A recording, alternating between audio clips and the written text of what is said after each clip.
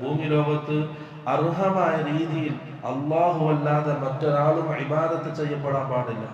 അർഹമായ രീതിയിൽ ഇബാദത്തിന് അർഹൻ അല്ലാഹു മാത്രമാണ്. അതിന്റെ കൂടെ വബിൽ വാലിദൈനി ഇഹ്സാന, മനുഷ്യർ മാതാപിതാക്കളോട് നന്മയിൽ വർത്തിക്കണമെന്നും അല്ലാഹു തീരുമാനിച്ചു. ഖുൽ തആലൂ അത്ലു മാ ഹറമ അലൈക്കും അല്ലാ തുശ്രികൂ ബിഹി ശൈഅ വബിൽ വാലിദൈനി ഇഹ്സാന. അല്ലാഹു സുബ്ഹാനഹു വ തആല നമ്മോട് കൽപ്പിക്കുന്നത് അല്ലാ തുശ്രികൂ ബിഹി ശൈഅ, നിങ്ങൾ അല്ലാഹുവിൽ ഒന്നിനെയും പങ്കു ചേർക്കരുത്, ശിർക്ക് ചെയ്യരുത്. അതിന്റെ കൂടെ വബിൽ വാലിദൈനി ഇഹ്സാന, മാതാപിതാക്കളോട് നന്മ കൽപ്പിക്കണം. അനിഷ്കുർ ലീ വലിവാലിദൈക, നിങ്ങൾ എനിക്കും ശുക്ർ ചെയ്യണം, നിങ്ങളുടെ മാതാപിതാക്കൾക്കും ശുക്ർ ചെയ്യണം. അങ്ങനെ അല്ലാഹുവിനോടുള്ള ഹക്കിനോട് മാതാപിതാക്കളുടെ ഹക്കിനെ അല്ലാഹു സുബ്ഹാനഹു വ തആല ചേർത്ത് പറഞ്ഞിട്ടുണ്ട്. അതന്നെ മതി മാതാപിതാക്കൾ